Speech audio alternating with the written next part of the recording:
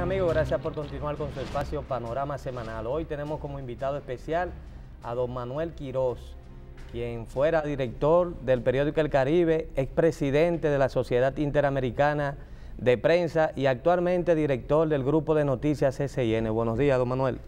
Buenos días, Miguel. Buenos días. Don Manuel, un placer de tenerlo por aquí. Y yo muy complacido de estar también con ustedes aquí. Así es, por segunda ocasión, usted casi ya parte y miembro de este espacio. Claro que sí. Don Manuel, usted sabe que la Cámara de Diputados aprobó en primera lectura y está en conocimiento de un proyecto que modifica el Código Penal y en el mismo se pretende penalizar como delito las difamaciones e injurias de los periodistas contra personalidades del país. Nosotros queremos conocer su opinión con relación a este propósito.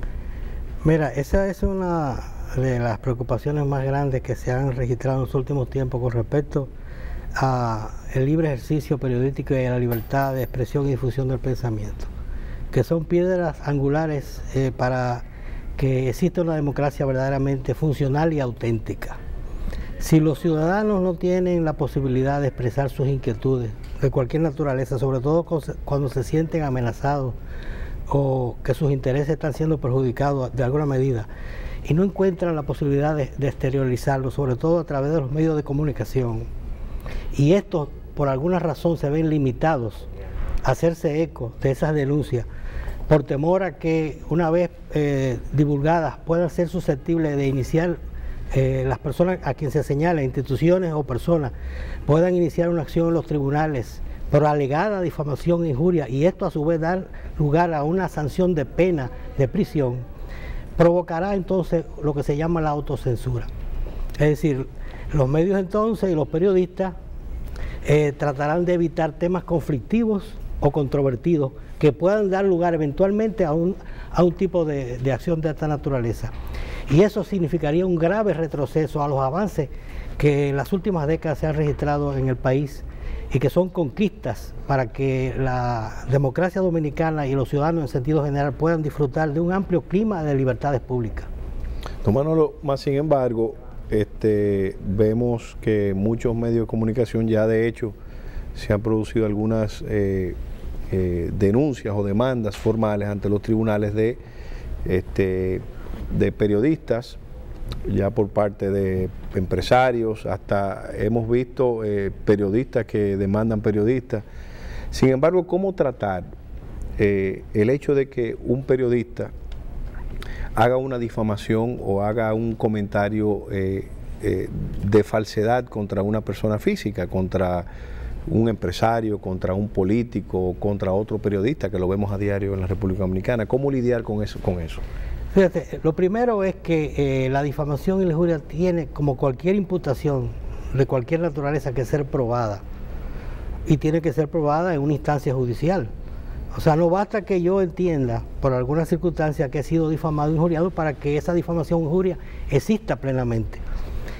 La actual ley 6132 de expresión y difusión del pensamiento, que es la ley marco para el ejercicio de la prensa y del periodismo en sentido general, establece los mecanismos en virtud del cual, junto con el ordenamiento jurídico nacional, en virtud del cual una persona que se sienta injuriada o agraviada por alguna situación que se haya difundido en un programa o en un noticiario, puede incoar una demanda ante los tribunales, y hay los procedimientos establecidos para eso. Entonces, ¿cuál es la diferencia? Pero en la actual estructura, diferente a lo que se quiere establecer en el Código Penal, no conlleva prisión.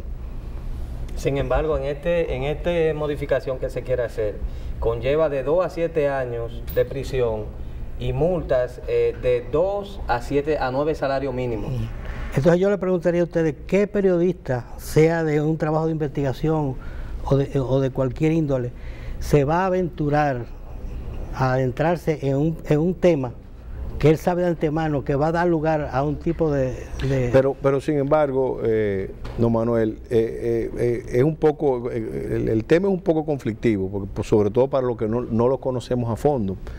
Pero, por ejemplo, vamos para hablarle más llano al público que nos escucha y nos ve. Si por una u otra razón Miguel o yo aquí en Panorama Semanal tenemos una información falsa y difamamos a una persona, cualquiera que sea, político, empresario, sin una prueba contundente de la veracidad de lo que estamos diciendo, es normal de que esa persona nos lleve a la justicia. Entonces, ¿cuál sería, dónde está el meollo del asunto? Porque si yo difamo a una persona aquí, que para eso se toma como parámetro la ley 6132. Claro, ¿cuáles son? Ahora mismo, óyeme, es que con estas modificaciones que se tratan de introducir al Código Penal, no se está creando un mecanismo que no existe, en virtud del cual los ciudadanos tienen derecho a quejarse de algo que se haya publicado, sea falso o no. Ese procedimiento existe, la diferencia es que la penalización que los llamados delitos de prensa, mientras en el hemisferio se ha avanzado para despenalizar los llamados delitos de prensa, aquí se quiere instaurar. Porque, fíjate una cosa, la veracidad, lo que tú señalas es importante, es decir, los medios y los periodistas tienen que tener un apego a la verdad. Es decir, si yo voy a orientar, si lo que voy a comentar o voy a publicar como información es serio, es creíble, es ético, yo debo hacer un esfuerzo para que lo que voy a decir esté sustentado de alguna manera. Eso es lo que se llama un buen ejercicio periodístico. Pero hay la posibilidad del error, es decir, donde no subyace necesariamente una intencionalidad dañina. Entonces, tal y como está establecido en esos dos artículos en el Código Penal, ni siquiera se puede establecer de manera fehaciente cuando estamos en presencia de una difamación o injuria, porque los señalamientos son tan difusos que cualquier cosa podría ser señalada como difamación o injuria.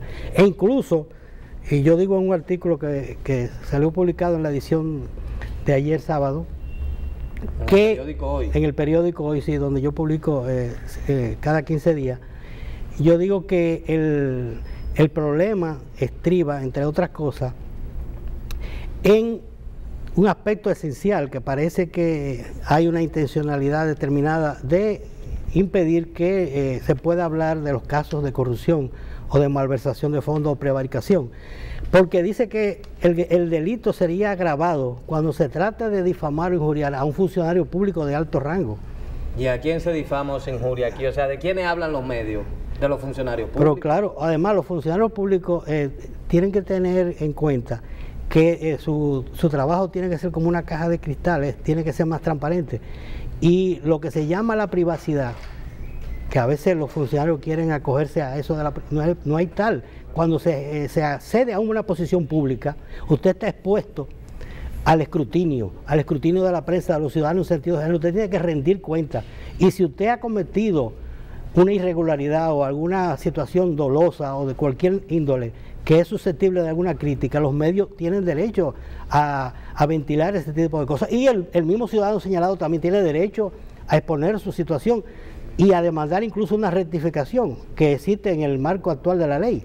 Sí. Eso es lo que se establece. En lugar de una penalidad de prisión, como se pretende establecer en el Código Penal con esos cambios, en la estructura actual del ejercicio periodístico con la ley marco, se establece la posibilidad de una rectificación. Es decir, y vimos recientemente un caso en la prensa dominicana entre una empresa y un medio, a propósito de la situación de los salamis, donde hubo una rectificación. No sé si ustedes se dieron cuenta de eso. Sí, sí.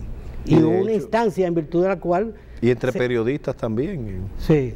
Don Manuel, permítanos hacer una breve pausa y cuando regresemos queremos tratar un poco con usted, primero sobre este tema, qué está haciendo o qué va a hacer la Sociedad Interamericana de Prensa, y también que usted nos hable de las redes sociales y su influencia en la prensa. Regresamos en breve con Panorama Semanal.